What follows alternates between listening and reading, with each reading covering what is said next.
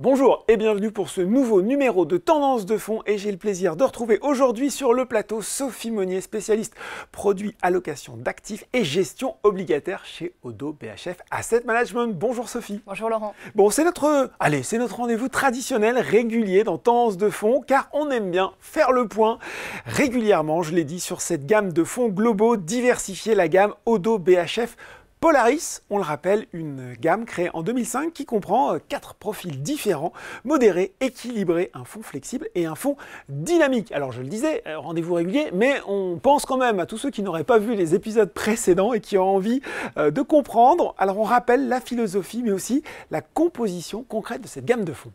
Oui, alors vous l'avez dit Laurent, c'est une gamme de fonds diversifiés, globaux, 4 profils différents pour répondre aux besoins de chaque investisseur et partenaire en fonction de son besoin de liquidité, de son besoin de performance, de son appétence pour le risque aussi. Oui. Donc 4 profils rendement-risque différents. Aujourd'hui, au sein de la gamme Oddo BHF Polaris, nous gérons 4,5 milliards d'euros avec une philosophie, une approche simple, transparente, mais au final efficace.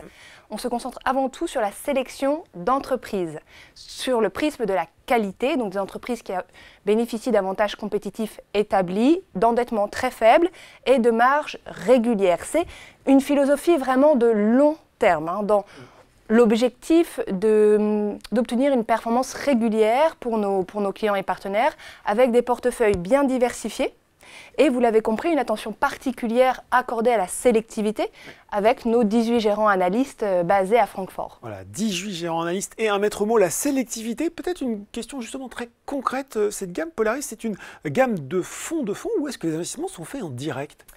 Oui, absolument. Alors, ce sont des fonds qui investissent en direct, en ligne directe, dans les entreprises vraiment qui font l'économie d'aujourd'hui et de demain. Ce qu'on essaye de voir à chaque nouveau numéro de Tendance de fonds sur Polaris, c'est comment finalement la gamme elle va pouvoir offrir des solutions aux investisseurs en fonction des contextes de marché, même si on l'a bien compris, il y a quand même cette approche, cette philosophie de long terme. Et moi j'ai une question, est-ce que Polaris, on le sait, va chercher les sociétés en forte croissance aujourd'hui ? Sophie, on va pas se mentir, on a des indices qui sont au plus haut. Est-ce que cette croissance, cette hyper-croissance, elle n'est déjà pas bien, voire trop bien valorisée? On évoque même désormais, donc le risque d'une bulle IA qui ne demanderait qu'à éclater. Alors, qu'est-ce que vous en pensez? Oui, alors, plusieurs éléments de réponse. Tout d'abord, le prisme de la gamme Polaris, c'est d'aller chercher effectivement des business models en croissance, des sociétés qui ont des chiffres d'affaires qui vont croître, des résultats, des bénéfices aussi qui vont croître, mais attention, pas à n'importe quel prix. Donc la composante valorisation est clé aussi dans notre sélectivité. Et donc il s'agit aussi de sélectionner des entreprises qui génèrent des flux de trésorerie positifs. Sinon, une société la croissance rentable, quoi. Voilà, de la croissance rentable. Une société en forte croissance, mais qui ne génère pas de flux de trésorerie positif, nous n'y allons pas. Sur la partie technologique, en effet, nous nous sommes positionnés depuis déjà de nombreuses années sur certaines sociétés de technologie qui est vraiment établies, comme Microsoft, qui déploie l'intelligence artificielle au quotidien dans ses business models, dans ses différents modules. On le voit avec OpenAI, mais aussi vous retrouverez une société comme Alphabet, la maison mère de Google dans les portefeuilles Polaris. Et on voit encore des résultats d'entreprises récemment qui nous confortent dans l'idée que ce sont vraiment des sociétés qui s'adaptent à cet environnement de marché. Et on est très loin sur ce type de fondamentaux extrêmement solides de la bulle des années 2000 sur les TMT. Et puis par ailleurs, sur le secteur de la technologie, il convient d'être peut-être aussi un petit peu plus granulaire, puisqu'on voit aussi au sein des fonds Polaris, nous sommes exposés à un secteur de la technologie un petit peu plus cyclique. Vous retrouverez des sociétés comme Texas Instruments aux États-Unis ou encore ASML, la société néerlandaise qui produit des machines de photolithographie et pour l'industrie des semi-conducteurs justement qui est plutôt là dans un cycle encore de développement et n'est pas nécessairement encore, dont la croissance n'est pas encore nécessairement reflétée dans les cours, qui va profiter, selon nos analyses, de la croissance exponentielle encore de l'intelligence artificielle dans nos économies. Donc au final, il est vrai que nous préconisons d'être bien évidemment prudents et sélectifs dans l'exposition au secteur de la technologie, mais nous restons assez confiants et disons que nous pensons qu'il est essentiel d'être positionnés sur cette thématique pour générer de la croissance à moyen long terme. Ce sont des valeurs qui progressent bien en bourse. Une des marques de cette sélectivité aussi dans Polaris, c'est aller rechercher des entreprises qui ont des avantages compétitifs. Comment vous faites ça? Comment vous allez les trouver, ces avantages? Oui, alors ces avantages compétitifs, qu'est-ce que c'est?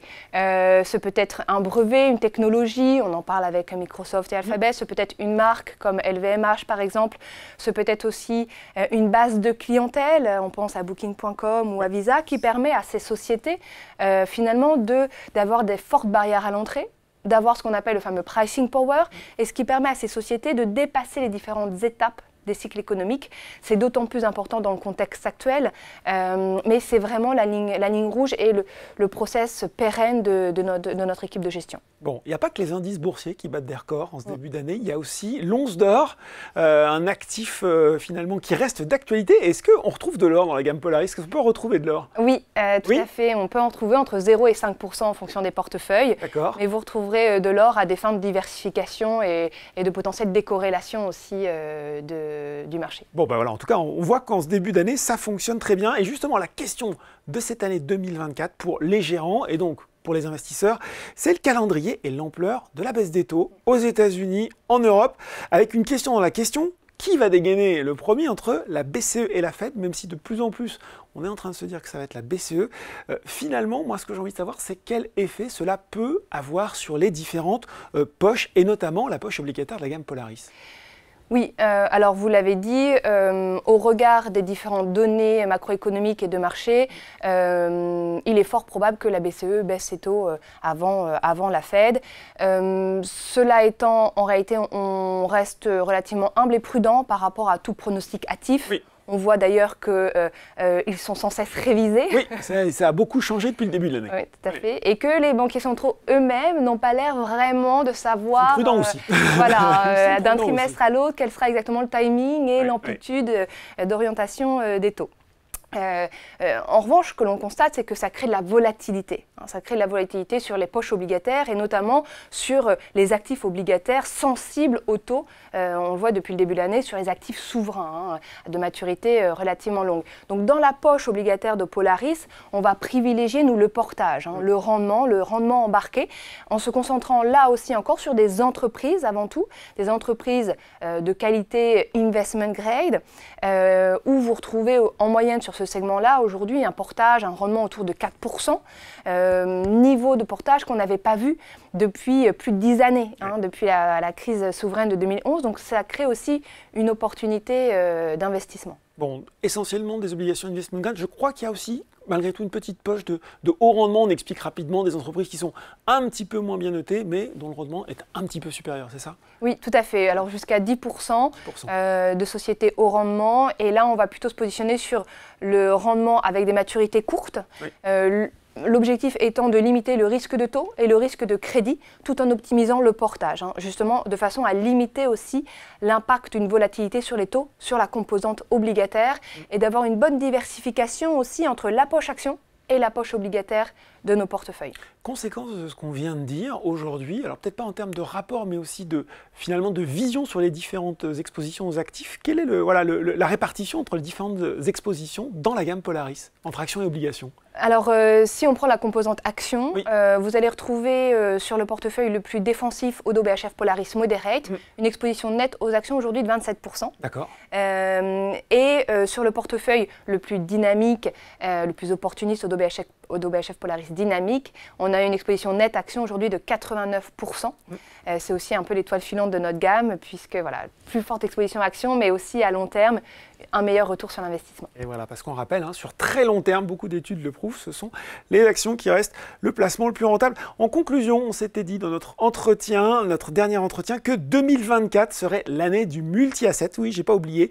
Est-ce que vous confirmez cette conviction aujourd'hui? Rester diversifié, c'est toujours le mot d'ordre de cette année, Sophie? Oui, Laurent, rester diversifié pour nous est très important, que ce soit sur la partie action, avec des convictions européennes, mais aussi américaines. Et aujourd'hui, dans une moindre mesure dans les fonds Polaris émergents, mais se laisser la possibilité d'aller chercher finalement de la croissance sur les différentes zones et régions internationales. Et puis par ailleurs, d'avoir également cette poche de portage pour les clients qui souhaitent se positionner et optimiser le rendement également à travers cette poche obligataire qui peut aussi servir de diversification et de décorrélation en période de marché baissier. Donc d'avoir effectivement ces deux poches plus un petit peu d'or et un peu de cash aussi dans les portefeuilles peut vraiment être une solution aussi clé en main pour nos clients et partenaires aujourd'hui. Voilà, la solution clé en main pour investir en 2024, c'est encore la gamme Polaris de Oddo BHF Asset Management. Merci beaucoup pour ces explications, Sophie. Merci Laurent. Tendance de fond, c'est fini pour aujourd'hui, mais on se retrouve très bientôt pour un nouveau numéro.